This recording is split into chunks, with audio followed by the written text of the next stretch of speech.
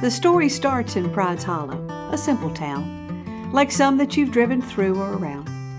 Too small to be known, too big to be quaint, where the current decor is peeling paint. A place quite out of reach that time almost forgot, doing the best they can with what they've got.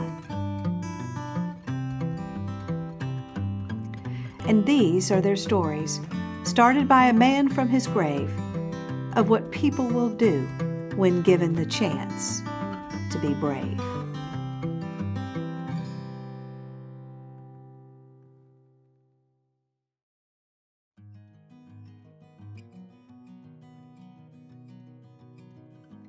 Today's story is about Pearl, who had no intentions of cashing in on Old Man Wither's challenge, as her world just didn't have any extra space for doing brave things.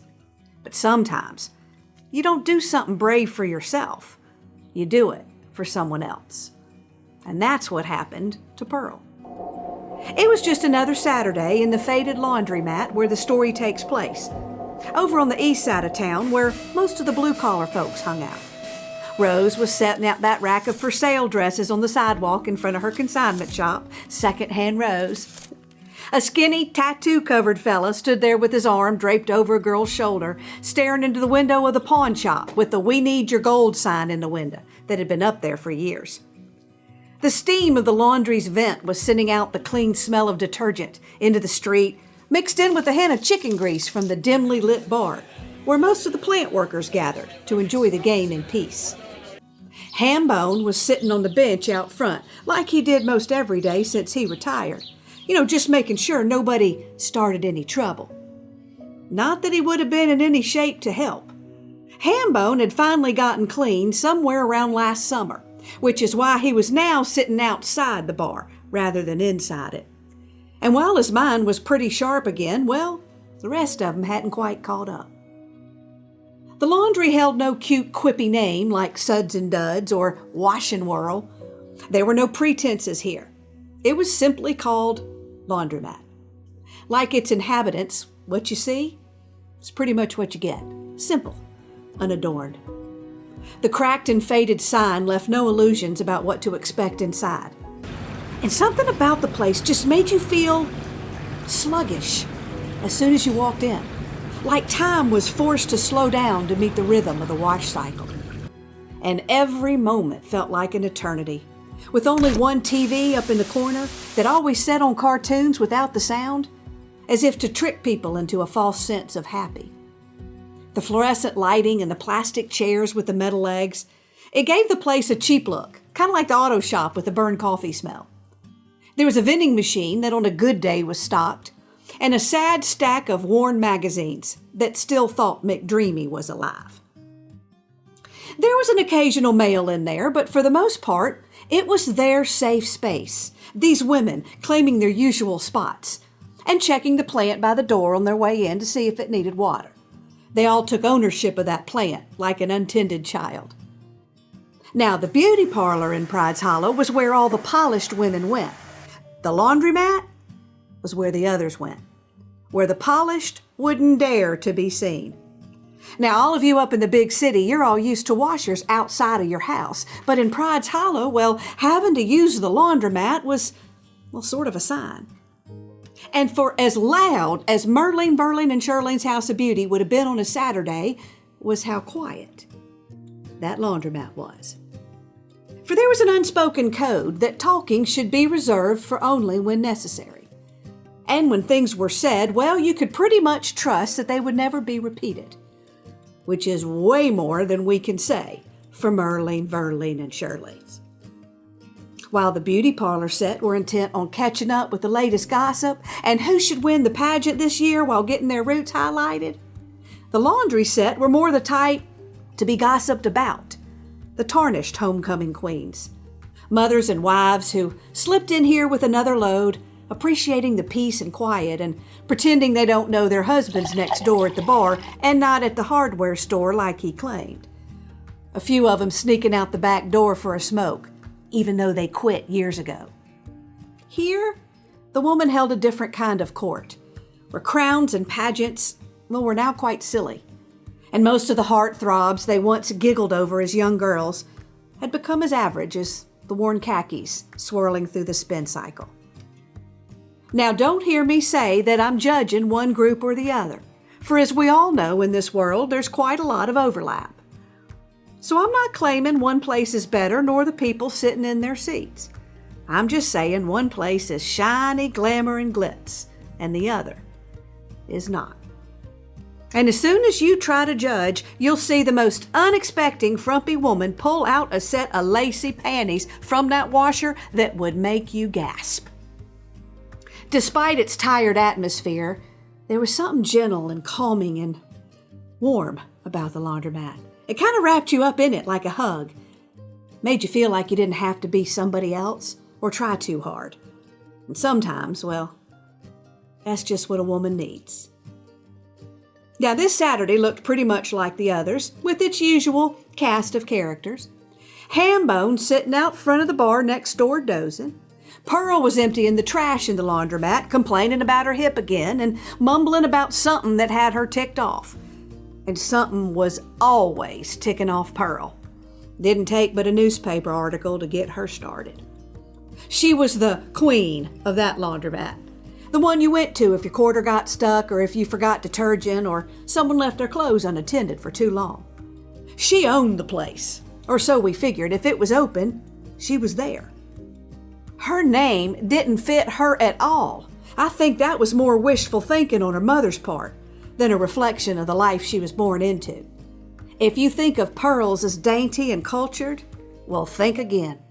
Pearl was built like a linebacker and had the mouth and the 5 o'clock shadow to match.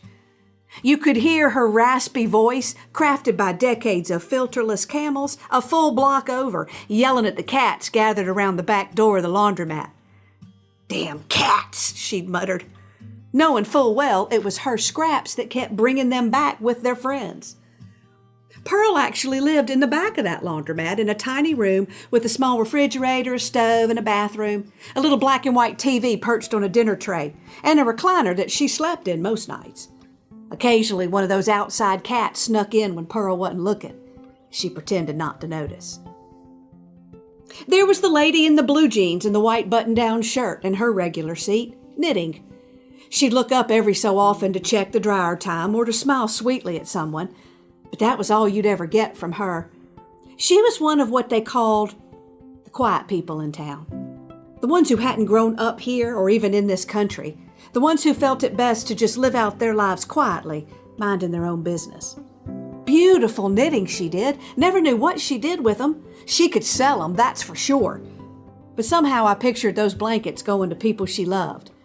Sometimes she would hum one of her hymns from church and a couple of other ladies would join in and they'd start harmonizing and, well, you couldn't find a church choir out there that could soothe the soul like that sound. Sometimes you don't really need words. And then you had the granny crew gathered in their usual weekly spot with their assortment of grandchildren sleeping in their carriers or draped around their laps like sleeping cats. Trulee was sitting there up against the window where the sunlight shined down on that bruise that looked pretty fresh. And once again, they all pretended not to notice. Life had not been kind to Trulee Dupree, whose troubles had all started the day she laid eyes on that no-good stink of a boy named Earl, who had promised to make all her dreams come true. If you had known her back when she was a young girl, why, you wouldn't even recognize this woman today, who just cowered there like a dog in a corner hoping not to be noticed. There was more than one woman in that town whose prayers included requests for that man to be removed from this earth, and not one of them felt guilty about it. Waynona was perched on a countertop puffing on one of those vape things, made the room smell like strawberries. She was wearing a skimpy sundress that was bordering on inappropriate for a woman her age, but she didn't care. Waynona was fighting the aging process for all she was worth. The laundromat wasn't quiet when Waynona was there. She ignored the code of conduct, just like she ignored the fact that that drugstore number 27 platinum blonde in a box was not doing her any favors. She sat perched on the countertop, swinging her feet over the side. It was her favorite spot for people watching. She could see everybody and was always available for comment when needed. She had accrued quite a collection of opinions, and men, if we're being honest, in her life, which she shared openly and often. The opinions, I mean, not the men, at least not by choice. And so for a handful of quarters, you could get your clothes clean to the tune of Waynona's words of wisdom, which, just like the machine, had a setting called gentle agitation. That day, Waynona was particularly chatty. Her voice was a little higher in octave, had a dash of frantic to it. It made you wonder just how good a grasp she had on her life. How maybe it was more than just needing to be seen and heard. She was the one who started it, the conversation, I mean. As usual, she started it, dominated it, and never quite knew when to end it. But somehow she got on the subject of Pearl and asking her all these questions that were none of her business. Like why she lives in the back. Was she ever married? Did her mama run the laundromat too? Now, while we were all quite sure that Pearl could have taken on all of us at once and win, and might possibly have served time in prison according to rumors, for some reason, Pearl had a soft spot for Waynona and humored her. And you can bet everybody was listening real hard, for this was much better than the faded magazines. Turns out that no, Pearl had not been in prison. Where'd you get that idea? She hadn't really been much of anywhere, if we wanted to know the truth. Not even like a trip or a vacation, Waynona asked. I mean, even she got to go see Bruce Springsteen at Myrtle Beach once. And yes, Waynona, you did tell us how he locked eyes with you and blew you a kiss from stage, and that's why you named every dog you had Bruce after that. Good thing you didn't go to see Engelbert Humperdinck in concert, and we'd all laugh, even though we'd already heard it like a million times. Not even a trip, said Pearl. And she had this firm look to her mouth, even firmer than normal, if you can imagine it. It was this subtle look that said she was ready to have this conversation be over. But Waynona, she didn't speak subtle. You mean the only place you ever goes, like to the grocery store? She asked sarcastically. Pearl stopped sweeping for a minute and hesitated. Not even there, she said. And the way she said it, well, we just knew. How did we not realize it before? Nobody went to church with her. She didn't have kids that we knew of, so we never saw her at PTA or school functions. In fact, not a woman in the room could recall seeing Pearl anywhere but here. Waynona stared at Pearl with wide eyes and sucked in loudly on her vape. It was clear she wasn't going to let this go. It's complicated, whispered Pearl, turning away to sweep somewhere else and grabbing her hip. The gentle whir of the washers and a tennis shoe thumping an odd rhythm in the dryer was the only sound as people digested the obvious. Pearl didn't just not want to leave. She couldn't. In a town as small as ours, there are definitely rumors, and people know way more about families than they should. What we did know about Pearl's mama wasn't much, but it was enough to make sense of things. And out of respect, I won't share it here. But let's just say that while Pearl had found a way to forgive her mama, the side effects of that, well, not so easy to let go. So gruff old Pearl was holding a secret. And now, well, she didn't look so gruff anymore. I guess that's the way it is when you step into someone's shoes for a minute. You realize there's more to them than what you choose to see. I'm pretty sure most of us are probably writing the wrong story about others. Nobody said anything after that. Waynona got sidetracked by the new postal carrier walking past the laundromat window, and doesn't he look just like a young Bruce Springsteen?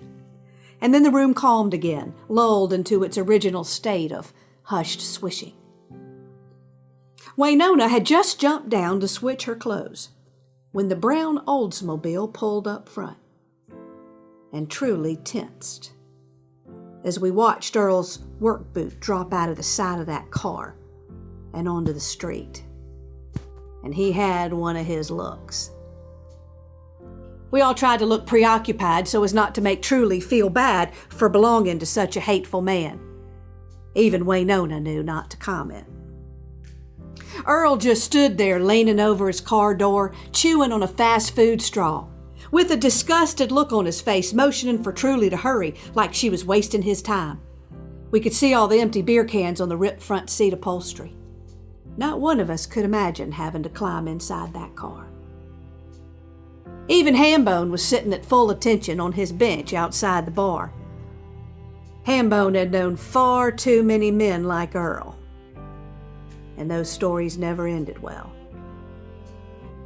That's when Pearl stopped sweeping, and she said something none of us had the courage to say before.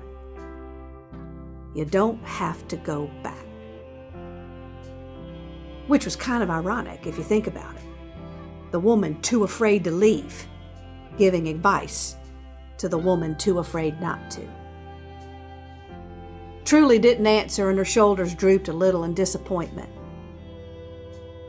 It's complicated, she whispered. The tiny bell on the door sounded extra loud for some reason as we watched her make her way out to the car. And something happened. She stopped.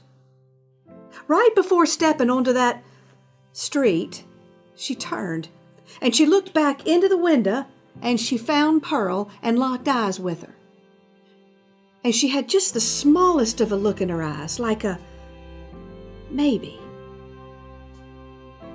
It was one of those moments that's probably faster than it feels, but it felt like it lasted a lifetime. Like you could see Trulee's entire life flashing before her eyes, including the next chapters. And it was like she wasn't even there. Her hands dropped and the basket of clothes fell in the street. And Earl's now moving to get back out of the car, all in slow motion. And then there was Pearl. And she had this look, like her entire life was flashing in front of her eyes. And I swear, even though she didn't say a word, she might as well have, because we all knew exactly what that look meant. If you do it, then I will too.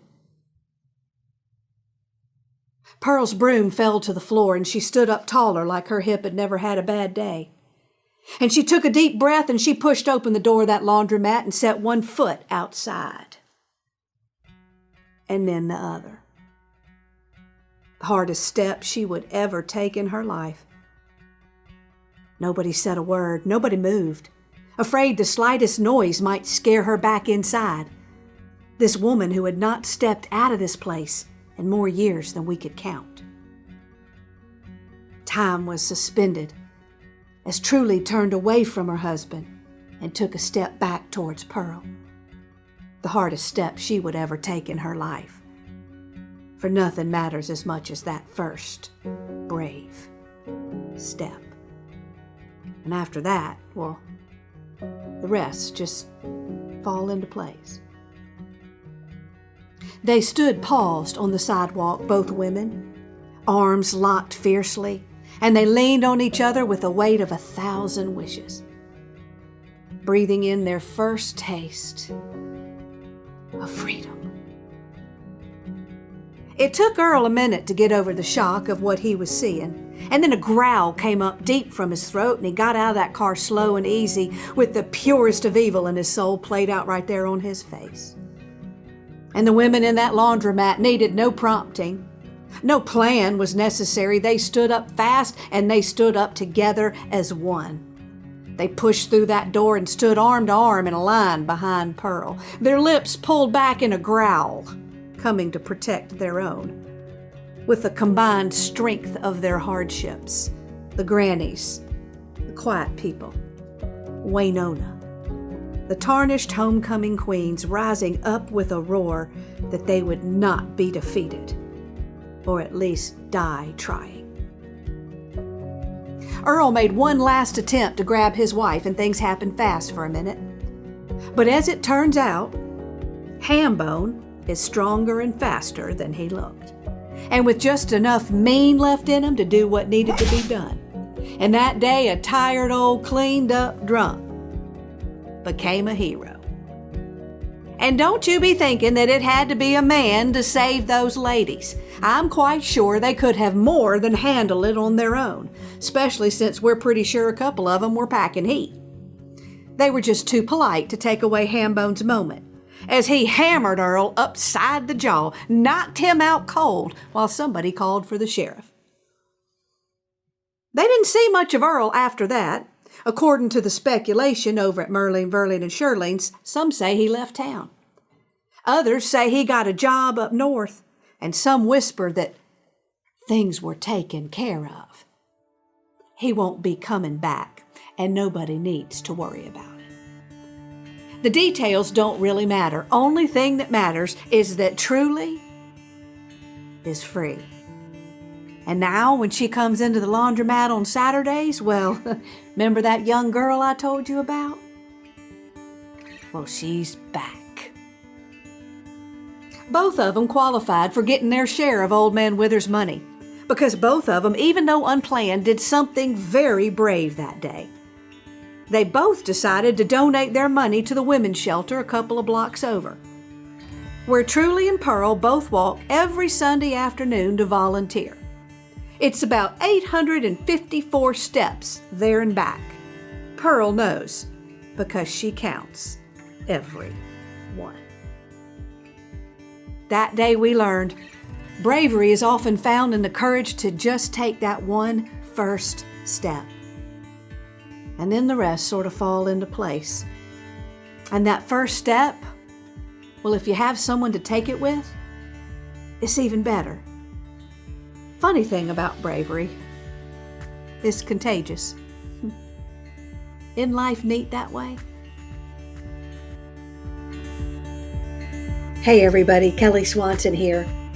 I think this is one of my favorite episodes about Pearl and the laundromat. I want to thank Brooke Cox, who first had a story set in a laundromat that even gave me the idea to further develop this one. So thanks, Brooke. Shout out to you. I think that this story is so great because it just shows the power that we have to link arms together and to be strong. And if there's any time when we are going to need each other, I think it's now. Not just women, men too. But that's what I so loved about this episode was women coming together when they were really needed to be there for each other. And so today I just wanted this story to honor that, all the women and people in our lives who make us stronger and who have our back and who we can call when we're just not okay. So I hope you liked this story. I hope you'll comment below. You'll go to prideshollow.com and find out more about the episodes. You can go to patreon.com/Kelly Swanson and be part of our city. We'll be moving soon into having more activities there. And so you can really be part of the town. One cool thing about getting your own key to the city is that when the season is over, you will get a printed and audio copy of the episodes. Won't that be fun? And yeah, we've got some more great episodes filming. I need to give a shout out to Primo Productions, to Chuck Gallagher and his team, David and all those guys over there and women. You just probably don't know how much work goes into putting these episodes together and choosing the right music and picking the right B-roll footage and getting the green screen just right. And it's not just about writing and me standing up there or sitting down and telling a story. There's a whole lot of work that goes into this. And I just really want to thank the team at Primo Productions for partnering with me to make this dream come true. I want to thank all of you who listen and watch the episodes, whether you're watching them on YouTube or listening to the podcast, and for commenting and for supporting the town and its characters. It's truly a dream come true, and your support is what has allowed me and us to put these videos out there. We'll keep working hard to make you laugh, inspire you, give you something to think about. So, all right, I'm going to sign off today. Y'all stay strong. I'll see you in the next episode. Bye.